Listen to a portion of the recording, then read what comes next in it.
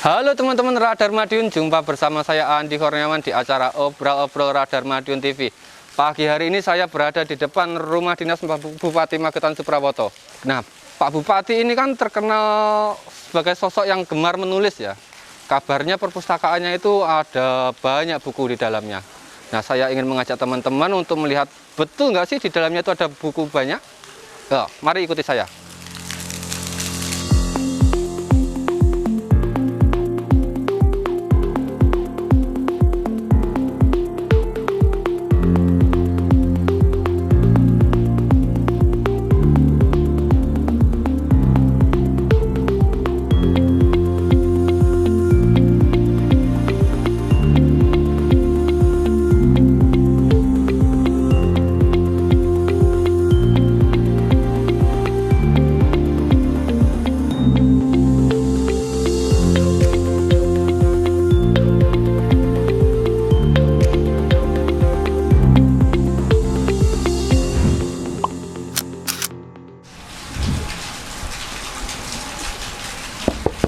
Assalamualaikum. Waalaikumsalam. Monggo. Silakan. Lebih santai. Iya. Ya. Pak, ini Iya. saya mohon izin untuk ngintip nih koleksi. Gitu. Ya. Ya silakan. Monggo. Pak, boleh lihat dari pulang ujung ya, Pak? Oh, boleh. Jadi saya memang sengaja membuat perpustakaan ini karena buku-buku saya ini kan banyak, Mas, dan saya nyaman gitu loh kalau di dalam melihat buku, kemudian di tengah buku gitu. Kalau mungkin saya sering katakan kalau petani gitu kan, petani itu seneng kalau lihat padinya menguning terus menghijau gitu. Kalau saya karena saya bukan petani, saya ini merasa nyaman kalau di tengah-tengah buku gitu. Gitu ya. Ini ada berapa Pak koleksinya? Kalau yang di sini, ini sebetulnya koleksi saya itu dua ya, yang di rumah Surabaya dan yang di sini ya, di sini. Ini sekitar 4.000-5.000-an lah. Gitu. 4.000-5.000. Iya, sampai di sini. Ada 6 tingkat. Iya, gini ini rata-rata 30 ya. Gini ini ya, satu kotak ini rata-rata 30 judul. Ini buku ini saya beli mulai saya menjadi calon pegawai di pemerintahan itu ya. Oke. Iya. Ini memang dipisahkan gini Pak ya, kayak perpus. Iya. Ada kode-kodenya. Iya, teman-teman saya minta tolong pada teman-teman perpus untuk nata gitu. Ternyata ditata sesuai dengan kaidah penataan buku, malah saya terima kasih gitu. Maksud saya hanya tolong aku ditatakan deh gitu ya, ditatakan, tetapi malah diklasifikasi sama teman-teman sementara ya, diklasifikasi. Ini misalkan jurnalistik, terus ini misalkan agama, terus ini filsafat, ini sastra, terus ini politik pemerintahan dan seterusnya gitu. Ada sastra. Pak, saya tertarik sama buku sastranya Pak. Biasanya kan Bapak ini kan nulisnya kan politik, pemerintahan. Ini ada buku sastranya. Apa? Iya. Boleh lihat ya Pak ya? Boleh, silakan ya.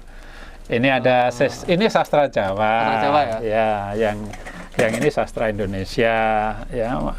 Yang banyak yang sastra Indonesia di Surabaya gitu ya, yang banyak gitu ya.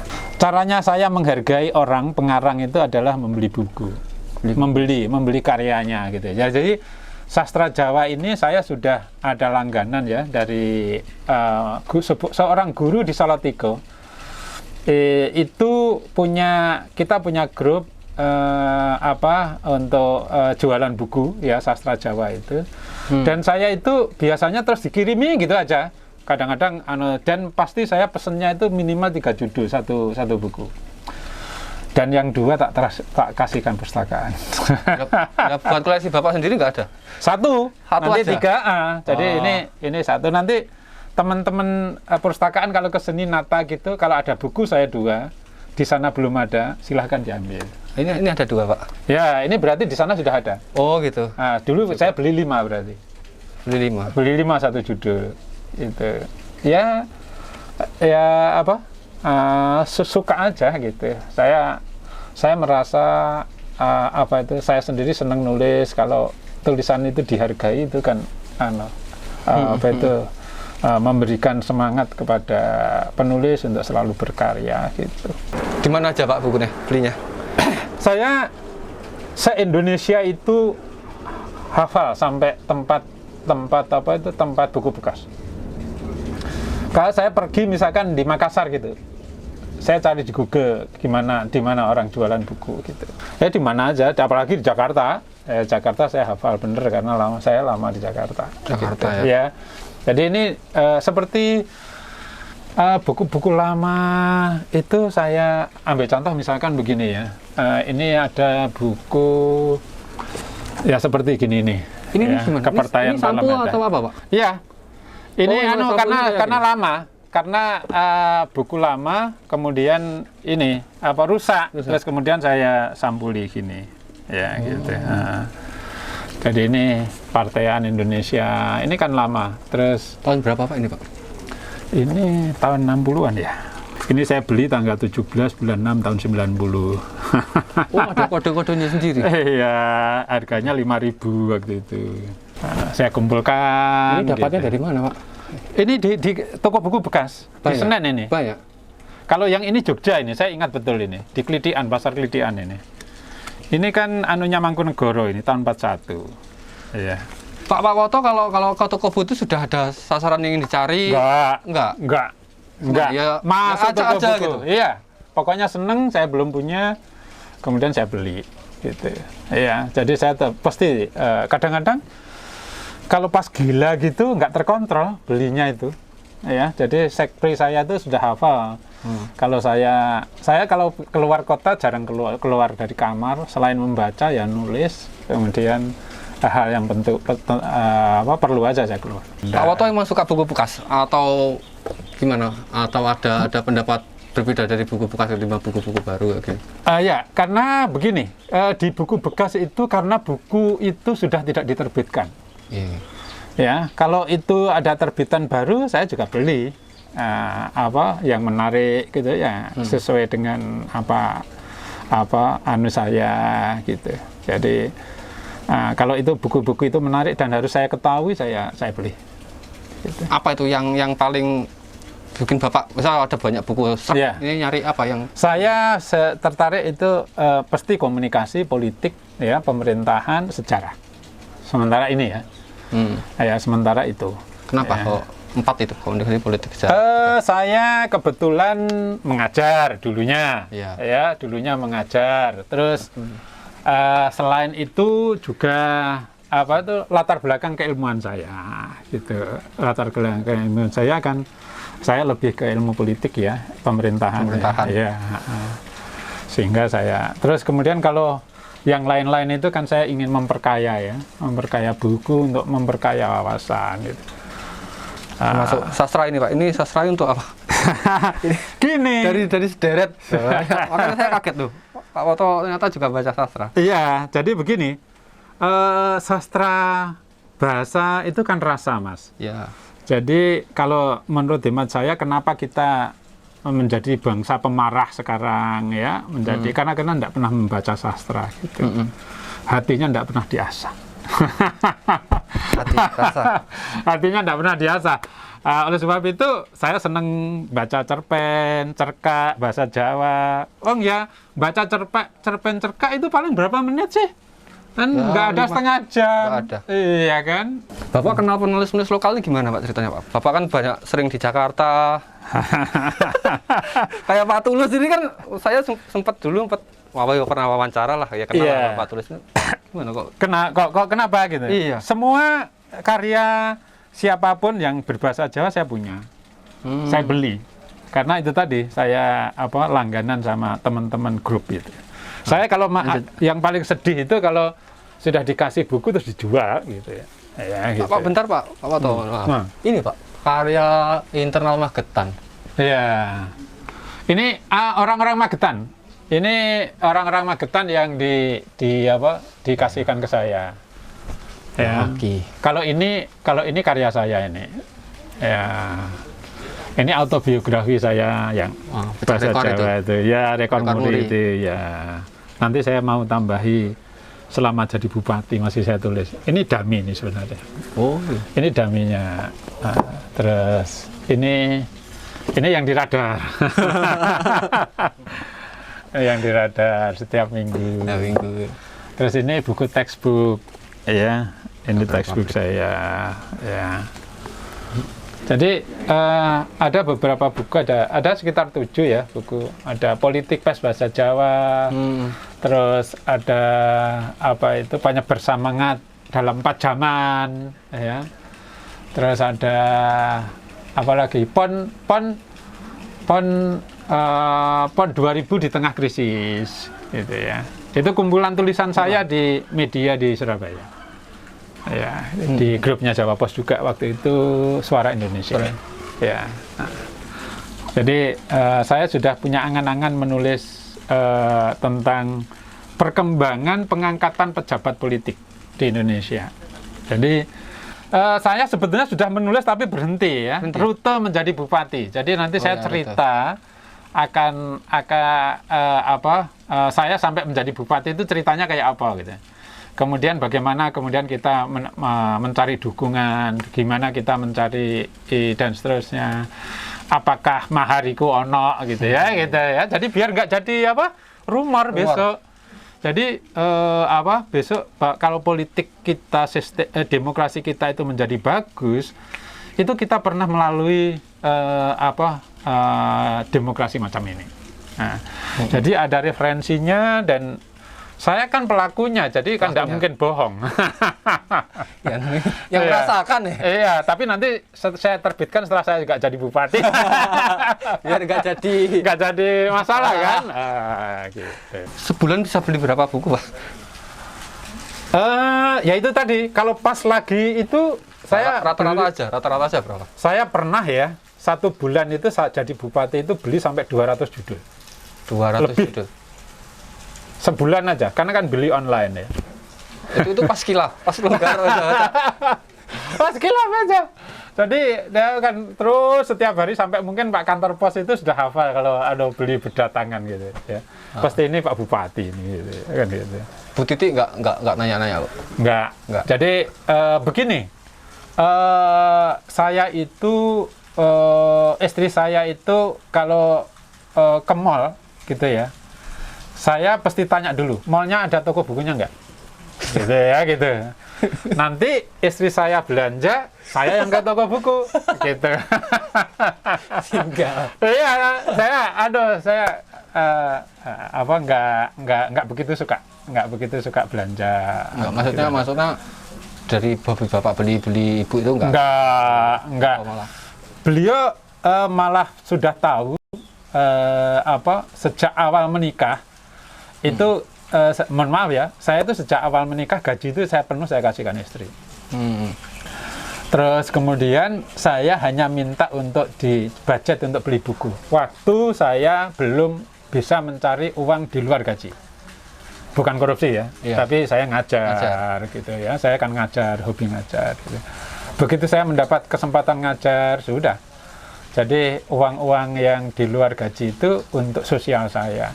Sosial saya itu artinya untuk beli buku, untuk membantu orang-orang, ya saudara, adik, untuk sekolah, ya teman atau staf saya, atau mahasiswa-mahasiswa saya ketika saya jadi ketua Astigosa gitu. Dan istri saya tahu kalau saya keluar lama pasti ditebak, pasti dari toko buku bekas. Pasti. Saya bisa berjam-jam di situ. Nyari itu apa mbak sekalian baca?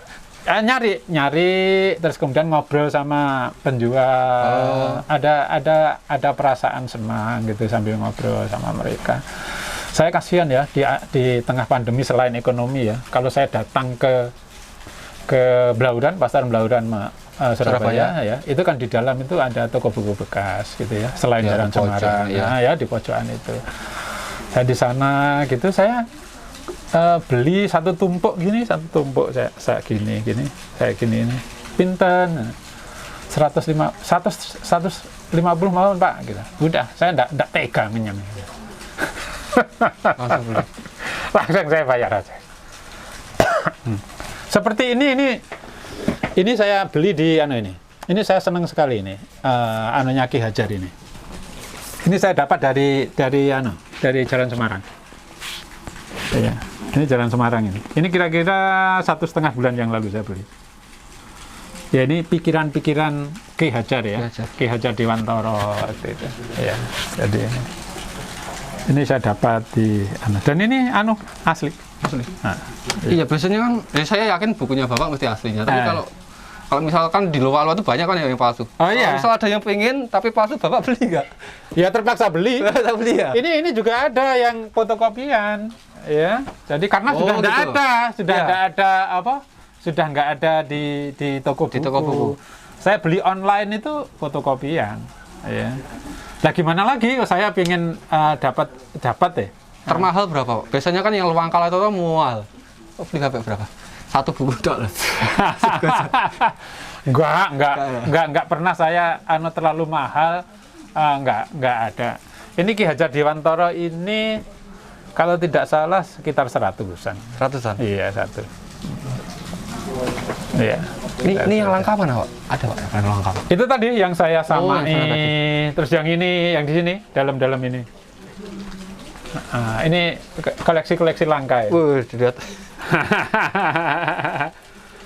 Ya, terus ini Muhammad Yamin ya. Ini ya naskah-naskah catatan Muhammad Yamin yang asli. Di bawah bendera revolusi yang asli itu.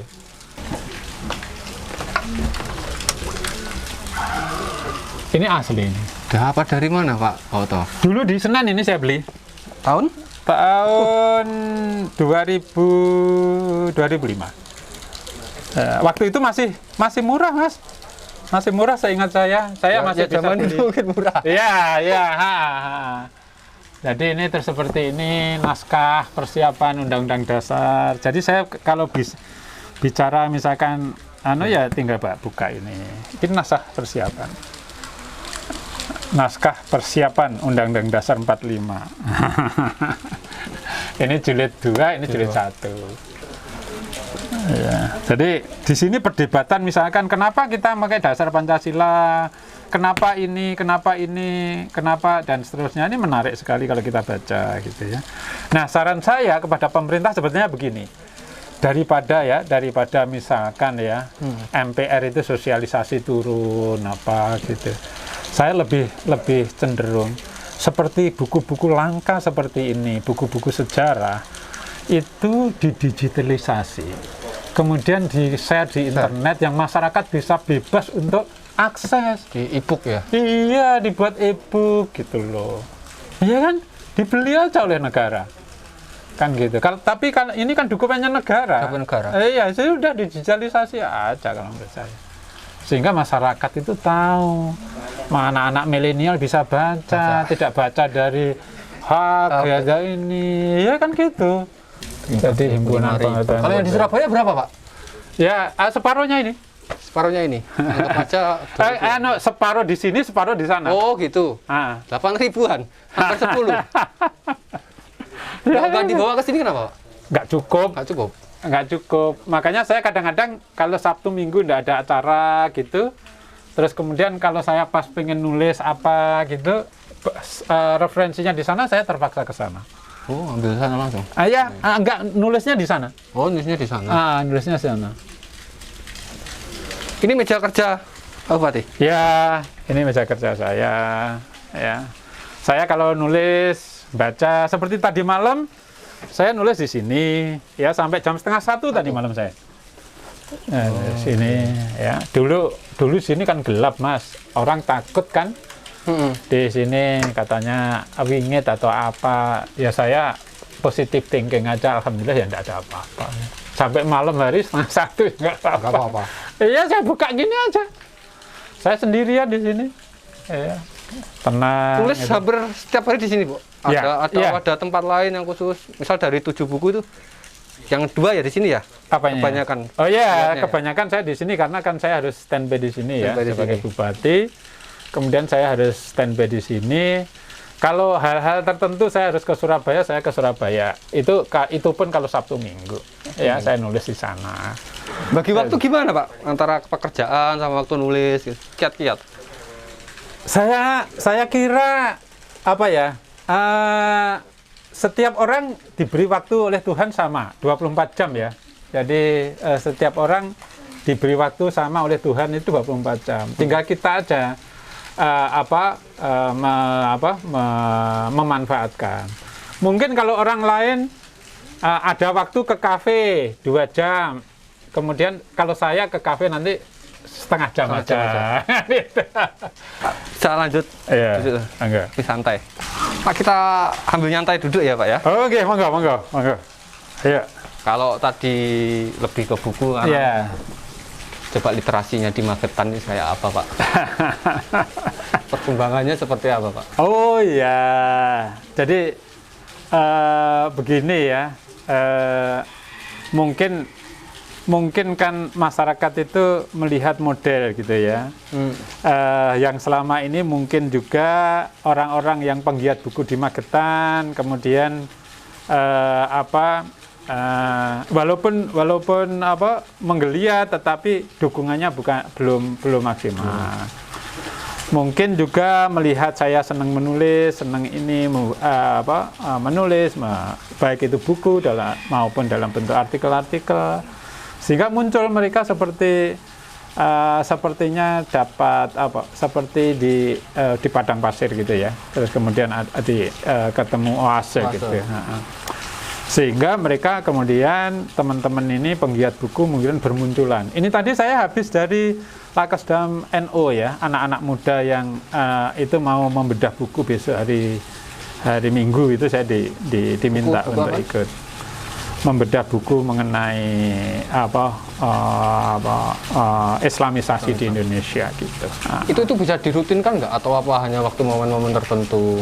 Apanya? Kayak acara festival bedah buku, diskusi kayak gitu di iklimnya Magetan ini loh Pak. Iya, jadi begini, saya sebetulnya iklim itu mau saya buka seluas-luasnya dengan cara tidak hanya wacana tetapi tindakan nyata gitu. Mulainya saya dari sini. Saya tidak mau perpustakaan itu biasanya kan bahasa Jawanya itu dikiwak nih. Iya kan? Apa ada perpustakaan di itu mendapat tempat yang terhormat gitu. Iya kan? Kan biasanya tempatnya tersembunyi, nggone angel gitu ya. Kalau saya enggak. Begitu saya jadi bupati, saya melihat yang saya datangi pertama kali adalah Arpus. Ya, saya datang ke Arpus. Dan dinas yang paling sering saya datangi adalah Arpus. Setelah saya datang di Arpus itu tempatnya di atas waktu itu. Ya. Terus justru kantor sosial politik di bawah. Ya. Ya. Orang baru masuk aja takut karena gerbangnya demikian kayak beteng gitu. Iya kan? Terus kemudian ada kantor sosial politik, lo tambah wedi meneh, gitu kan gitu ya. Nah, kemudian bukan perpustakaannya yang saya pindah, tapi justru kantor sosial politiknya yang saya pindah. Ya, karena yang namanya pelayanan umum seperti perpustakaan itu harus gampang diakses oleh siapapun dan harus mendapatkan tempat yang terhormat. Ya, kalau bagi saya, karena daya kritis seseorang masyarakat Magetan, intelektualnya menjadi tinggi itu kalau senang membaca. Kalau tempatnya aja sudah tersembunyi, tempatnya tidak menarik, siapa yang mau? Nah, oleh sebab itu cara saya kemudian sudah ini diperbaiki perpustakaan, yang sosial politiknya pindah. Nah, kemudian kita bongkar itu semua. Bongkar, ya. Nah, harapan saya waktu itu, saya pada waktu, kalau saya kebetulan ya, sholat di Masjid Agung, itu pas bulan purnama, indah banget Mas. Kalau nggak hujan gitu, menghadap ke timur pas bulan purnama, saya kemudian berpikir, kenapa halaman di perpustakaan ini nggak kita gunakan untuk misalkan purnama sastra misalkan kan gitu. Oh, iya. Baca puisi, anak-anak SMP, SMA, diskusi di situ. Kan itu kapan? Nanti akan dimulai segera. Loh, sebetulnya sebelum Covid itu sudah mulai, boleh tanya ke teman-teman perpustakaan. Sudah ada. Sudah disiapkan waktu itu. sudah mau di ini kena COVID nggak boleh kumpul, udah buyar semua sampai sekarang. Teman-teman perpustakaan hanya saya bilang begini, orang-orang sastrawan itu kan orang gila, saya katakan gitu. Di situ jenengan hanya siapkan aja mic, sound system yang bagus. Kalau perlu disiapi kopi sama itu suruh buat sendiri, udah jalan nanti lah. Saya katakan gitu. Komunikasi pemerintah dengan lingkarannya seni sastra itu gimana Pak? Ya. Komunitas kayak Mbak Oki yang di Jakarta gitu. Ya, jadi saya sering komunikasi mereka dengan mereka, dapat bimbingan, utamanya grup hujan buku. Di Magetan ini ada grup-grup untuk penulisan buku. Di SMA juga ada. Kemudian ada grup hujan buku itu kebanyakan anggotanya guru-guru SMP. Ya. Yang kemarin bikin berapa? 450 buku atau berapa ada? Ya, sekarang hampir 1000 judul di Magetan ini. Makanya alhamdulillah Magetan ditetapkan sebagai kabupaten literasi gitu ya. Jadi saya bangga kepada teman-teman saya sering berkelakar ada teman-teman. Bupati sama guru itu sibuk mana? Oh, bupatinya nulis, masuk guru gak nulis ya. Saya walaupun guyon ya, tapi itu saya ingin memotivasi mereka bahwa guru itu salah satu pekerjaannya untuk memenuhi angka kredit itu adalah angka kredit kenaikan pangkat itu nulis. Gitu. Pak, biasanya menulis kan kaitannya sama baca ya Pak? Ya. Nah, kembali ke minat baca. Ini sekalian untuk satu pertanyaan terakhir. Iya. UNESCO kan bilang kalau indeks baca kita kan 0,001 ya. Bapak mesti sudah tahu dah. Iya. Bapak setuju minat baca orang Indonesia rendah? Iya. Jadi saya setuju itu merupakan sebuah studi yang serius ya. Dan kita suka tidak suka kita tidak menjadi sakit hati, sebetulnya harus menjadi cambuk bagi pengambil kebijakan. Ya karena saya sebagai Bupati Magetan ya saya otomatis kebijakan untuk masyarakat Magetan. Saya tidak ingin masyarakat Magetan ini kemudian gampang terprovokasi misalkan. Karena apa? Orang yang terprovokasi apalagi kena hoax kayak berita-berita itu. Karena daya kritisnya kan rendah. Membaca itu kan melatih daya nalar seseorang. Ketika kita membaca kan pasti ini nalar kita kan bekerja. Daya kritis kita akan bekerja gitu. Iya kan? Daya analitik kita akan bekerja. Seolah-olah kita akan berkomunikasi dengan pengarangnya, kan gitu. Jadi konteks itulah yang kemudian menyadarkan kepada saya bahwa membaca itu sangat perlu, ya sangat perlu. Jangan hanya membaca pendek-pendek, WA aja gitu, ya. Sisihkan waktu 1 jam setiap hari untuk membaca. Walaupun itu banyak beberapa halaman. Iya Pak. Tapi membaca yang memberi value added, ya value added pada kita. Boleh sastra, boleh politik. Sehingga kita menjadi melek politik, ya. Boleh apapun, tapi yang membawa kalau misalkan pengusaha bagaimana marketingnya, ya kan begitu. Ya. Terima kasih Pak Bupati untuk waktunya lihat perpustakaan pribadi. Sama-sama. Saya sedih ya cuma hanya berapa aja sih. Ya terus juga inspiratif tadi menulis. Ya memang menulis ya harus konsisten lah. Iya. Sedangkan orang hebat macam Bapak ya jadi panutan. Ya. Menulis itu hari ini mungkin tidak dapat apa-apa gitu ya. Tapi suatu saat pasti ada manfaat ya. Minimal siapa tahu secara tidak langsung kita bisa menyadarkan orang, memberikan inspirasi kepada orang, mencerahkan seseorang, betapa mulianya kita semua. Gitu. Ya seperti kata Pak Pram itu orang yang nggak akan menulis akan dilupakan zaman. Ya, hilang dari sejarah. Oleh sebab itu saya tidak mau dilupakan sejarah. Siap. Ya sekian, makasih Pak Woto untuk waktunya. Teman-teman ini juga diberi waktu repot kelihatannya tadi. Ya, terima kasih teman-teman Radar Madiun sudah mengikuti perbincangan kami. Kita keliling-keliling perpustakaan pribadinya Kang Woto. Jangan lupa ya, nanti terus saksikan obrolan Radar Madiun TV di hari berikutnya. Ya, terima kasih. Dadah.